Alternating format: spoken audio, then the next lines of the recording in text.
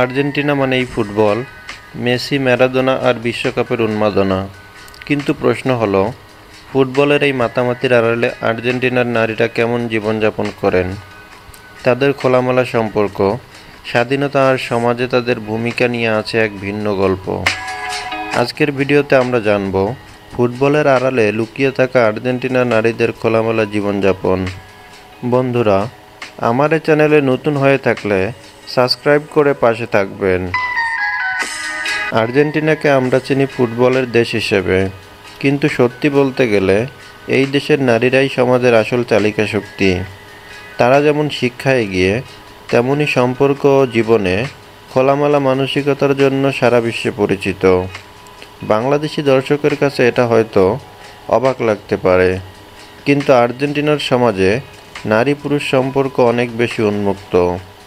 আর্জেন্টিনার নারীরা নিজেদের ইচ্ছামতো জীবনযাপন করতে ভালোবাসেন।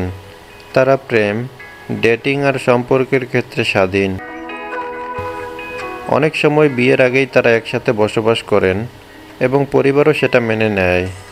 তাদের মতে সম্পর্ক মানে হলো পারস্পরিক বোঝাপড়া আর ভালোবাসা, সামাজিক চাপ নয়।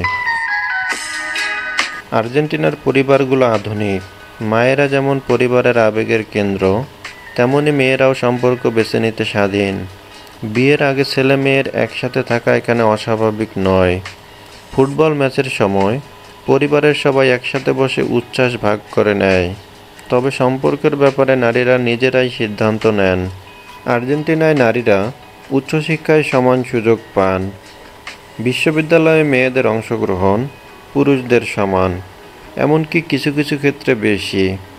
তারা ডাক্তার, আইনজীবী, সাংবাদিক, শিক্ষক সব জায়গায় সফল।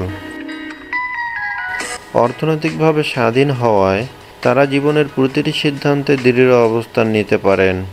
আর্জেন্টাইন নারীরা সম্পর্কের ব্যাপারে খোলামেলা। প্রেম বা বিয়ে তাদের কাছে সামাজিক চাপ নয়, বরং ব্যক্তিগত অনুভূতির বিষয়। ফুটবল মাঠে যেমন উচ্ছ্বাস, তাদের ভালোবাসাতেও তেমনি আবেগ আর খোলামেলা ভাব রয়েছে। তবে সব কিছু সহজ নয়। নারীরা এখনও কর্মক্ষেত্রে বৈষম্য আর পুরুষতান্ত্রিক মানসিকতার মুখোমুখি হন, কিন্তু আন্দোলন ও সচেতনতার কারণে তারা প্রতিদিন এগিয়ে যাচ্ছেন। আর্জেন্টিনার নারীবাদী আন্দোলন নি আনা মেনোস বিশ্বব্যাপী পরিচিত, যা নারীদের অধিকার রক্ষায় শক্তিশালী ভূমিকা রেখেছে। এখন প্রশ্ন হলো, আমাদের বাংলাদেশি সমাজে যদি এমনটা হতো? অনেকেই হয়তো বলবেন এটা আমাদের সংস্কৃতির সাথে যায় না, কিন্তু একটা বিষয় মনে রাখা দরকার, ভালোবাসা মানেই স্বাধীনতা, সম্মান আর বিশ্বাস। আর্জেন্টিনার নারীরা যেমন খোলামেলা জীবনে অভ্যস্ত, আমাদের মেয়েরাও ধীরে ধীরে আত্মবিশ্বাসী হচ্ছে। তবে অবশ্যই আমাদেরকে সমাজ, ধর্ম আর সংস্কৃতির সাথে সামঞ্জস্য রেখে এগোতে হবে, কারণ প্রতিটি দেশেরই নিজস্ব সংস্কৃতি আছে, আর সেগুলোকে অমান্য করা যায় না। ফুটবল আর্জেন্টিনার প্রাণ, কিন্তু নারীরাই আর্জেন্টিনার আত্মা।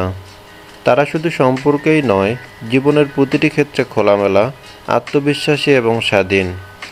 তাই যখন আমরা আর্জেন্টিনার পতাকা হাতে মেসির গোল উদযাপন করি, তখন মনে রাখতে হবে এই দেশের নারীরাও জীবনের মাঠে সমানভাবে গোল করছেন। এখন আমি আপনাদের প্রশ্ন করছি, যদি বাংলাদেশে এমন খোলামেলা সম্পর্ক দেখা যেত, তাহলে আমাদের সমাজ কেমন হতো? কমেন্টে জানাতে ভুলবেন না। ধন্যবাদ।